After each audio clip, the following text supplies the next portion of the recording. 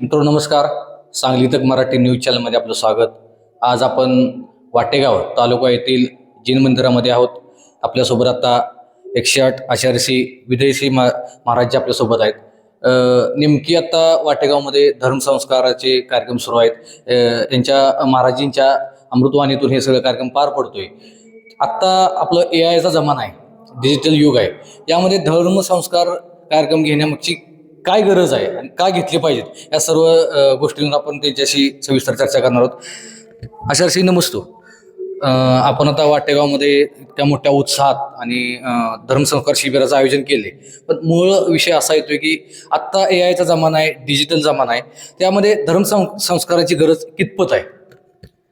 आज या पंचम काळामध्ये इंटरनेटचं युग आणि AIचं युग असल्यामुळं एक विशेष रूपानं विज्ञानामध्ये क्रांती झाल्या, परंतु त्या क्रांतीमध्ये बरीच माणसं, युवक युवती, श्रावक श्राविका धर्माच्या संस्कारांना विसरत चालले आहेत. आणि धर्मसंस्कारांची आवश्यकता की विज्ञान तुम्हाला बाकीच्या सगळ्या गोष्टी शिकवेल, परंतु कसं जगायचं हे कोण शिकवणार असेल तर धर्म शिकवणार आहे.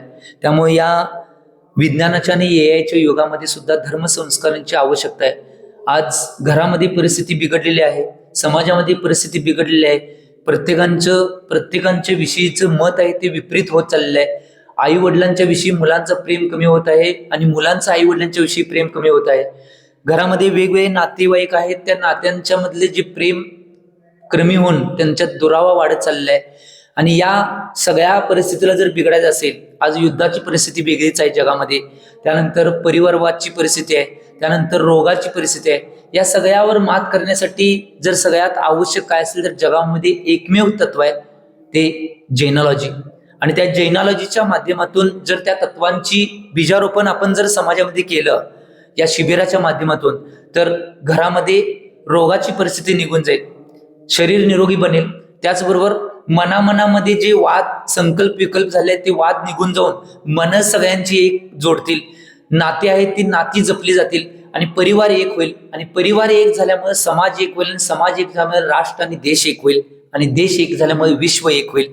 त्यामुळं शिबिरांची आवश्यकता काय आहे? आज जी बिघडलेली परिस्थिती आहे, आज दुसरी मुलींच्या बाबतीत सगळ्यात जास्त बिघडलेली परिस्थिती आहे. एक जैन समाजातच बिघडलेली परिस्थिती आहे असं नाही, सगळ्याच समाजांची ती परिस्थिती आहे. परंतु मुलींच्यावर योग्य ते धर्माचे संस्कार केले तर या बदललेल्या परिस्थितीत सुद्धा मुलींना आम्ही योग्य धर्माच्या ट्रॅकवर आणण्याची किमया करू शकतो या शिबिराच्या माध्यमातून. त्यामुळे युवती सक्षमीकरण शिबिर ही एक आवश्यक काळाची गरज आहे. आणि वेगवेगळे उपकार महोत्सव, ज्याप्रमाणे आजी आजोबा उपकार महोत्सव, आई बाबा उपकार महोत्सव, त्याचप्रमाणे सासू उपकार महोत्सव, मेरी आई बहिणा पवित्र आहे ना उपकार महोत्सव, माझा भाऊ रे या उपकार महोत्सव, असे वेगवेगळे उपकार महोत्सव घेण्याचं मूळ कारण आहे समाजातली जी नाती आहेत ती नाती घट्ट व्हावं. आज कुठला व्यक्ती कुणाला विचारण झालाय, मोबाईलच्या युगामुळे प्रत्येक जण घरामध्ये मोबाईल घेऊन बसत आहेत. नात्यांच्या बरोबर वेळ द्यायला वेळ नाही, आई वडिलांना मुलांना वेळ द्यायला वेळ नाही, मुलांना आई वडिलांना वेळ द्यायला वेळ नाही. तसेच सगळ्या नात्यांची परिस्थिती झाल्या. आज आजी आजोबांच्याकडे, सासूंच्याकडे, सासऱ्यांच्याकडे कोण बघायला तयार नाही. संस्कृती, पाश्चात्य संस्कृतीचा अंधाकरण केले जात आहे. सगळेजण म्हणतात हम दो हमारे दो और माँ बाप को फेक दो. परंतु यातून जर वाचायचं असेल तर या उपकार महोत्सवच्या माध्यमातून सगळ्यांना नात्यांना घट्ट बनवले जाईल आणि त्यामुळं सगळ्या समाजाला एकत्रित बांधण्याची किमया या शिबिरच्या माध्यमातून होऊ शकते. दुसरी सगळ्यात मोठी युवकांच्या मध्ये सगळ्यात मोठी परिस्थिती बिघडली असेल तर आज मांसाहाराचं प्रमाण आणि व्यसनाचं प्रमाण एवढं वाढलेलं आहे. सगळ्यात जास्त पैसा जैन समाजाकडे असल्यामुळे या व्यसनाचे प्रमाण आणि मांसाहारचे प्रमाण एवढे वाढले. त्यामुळे त्या तरुणांना, युवकांना जर योग्य धर्माच्या संस्कार जर दिले जातील तर ते व्यसनमुक्त बनतील आणि मांसाहारमुक्त सुद्धा बनतील. यासाठी या शिबिरांची आवश्यकता आहे. आणि त्याचबरोबर आज एक जुन्या माणसांना, म्हणजे जे बुजुर्ग झालेले त्या बुजुर्ग माणसांना आज सगळ्यात जास्त आवश्यकता आहे ती प्रेमाची आणि मायेची. आणि या शिबिराच्या संस्कारच्या माध्यमातून त्या बुजुर्ग माणसांना आणि जी आपली ज्ञानपीठ आहेत, ज्यांना ज्ञानपीठ म्हटलं जाते बुजुर्ग लोकांना, कारण की तरुणांच्याकडे शक्ती आहे परंतु तरुणांच्याकडे ज्ञानाची कमतरता आहे. ती बुजुर्ग लोक आहेत ती व्यवहारानं आणि आपल्या अनुभवानं ज्ञानपीठ बनलेले आहेत. त्या ज्ञानाची आवश्यकता, ते ज्ञानाची आवश्यकता सुद्धा तरुणांनी, युवतींनी आणि सुनांनी आणि सगळ्यांनी घेणं आवश्यक आहे. म्हणून त्याची बी आवश्यकता पूर्ण केली जाऊ शकते. म्हणून या धर्मसंस्कार शिबिरांची गावागावामध्ये होण्याची आवश्यकता आहे. आणि ही धर्मशिबिरे प्रत्येक गावागावात व्हावीत ही माझी इच्छा आहे.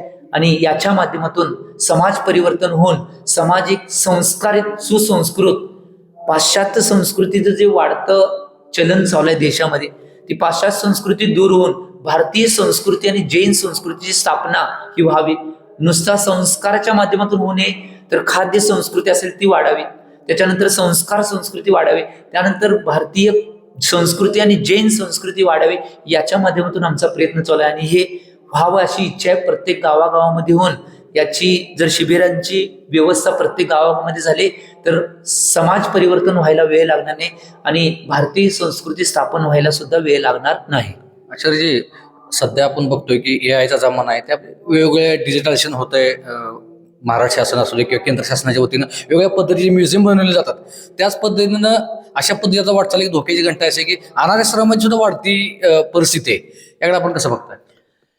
पहिला एक माझं तर पूर्णपणे मत आहे की जे समाजसेवी आहेत त्या समाजसेवेने पहिला अनाथ आश्रम उघडे करू नयेत. कारण की अनाथ आश्रम उघडे केल्यानंतर आपण त्या मुलांना वाव द्यालोय की तुम्ही वृद्धाश्रम मध्ये त्या आई वडिलांना पाठवून द्या.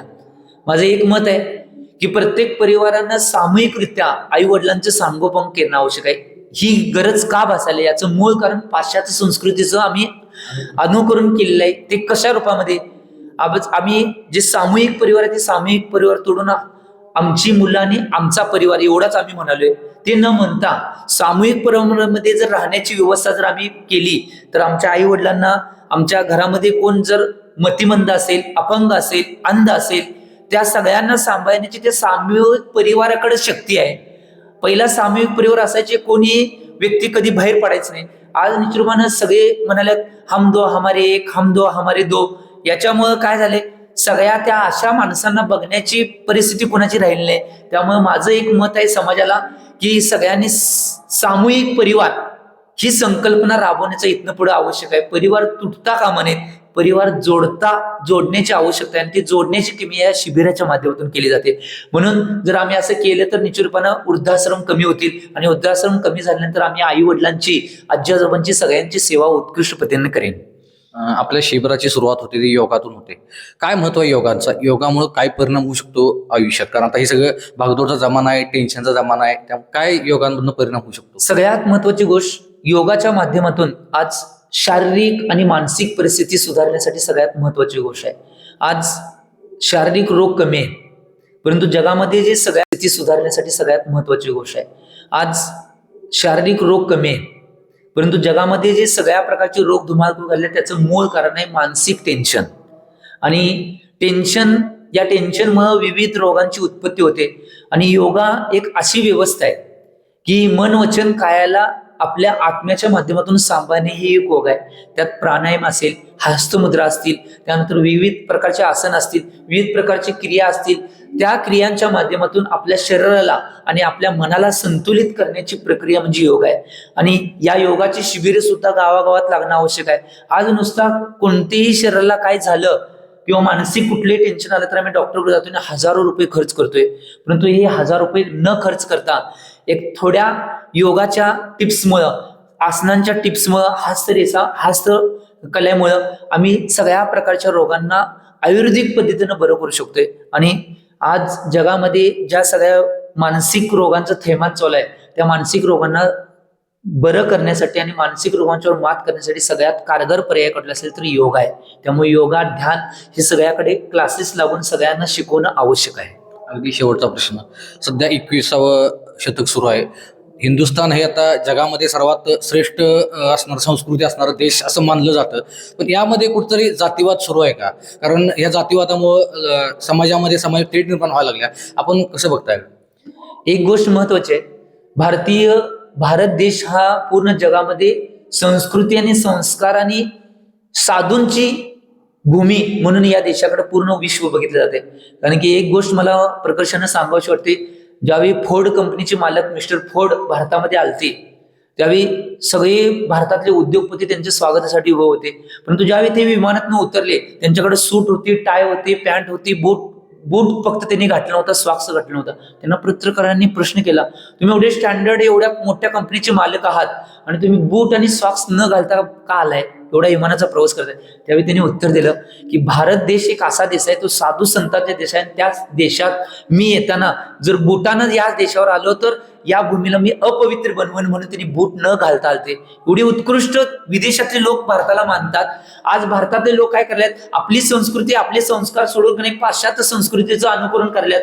त्यामुळं माझं एक मत आहे, आणि धर्माला संविधानानं एक आपल्याला संधी दिलेली आहे की प्रत्येक धर्मानं आपापल्या धर्मानुसार आपलं आचरण करण्याची संधी ही संविधानानं दिलेली आहे. त्यामुळे माझं मत आहे, जाती जातीमध्ये वाद न करता प्रत्येक व्यक्तीनं आपल्याला जी की नाही एक मोठी मुभा दिलेली आहे, आपल्या आपल्या धर्माचं आचरण आणि आपल्या आपल्या धर्माची संस्कृतीचे संस्कारांचं पालन करण्याचे, ते प्रत्येकानं करावं.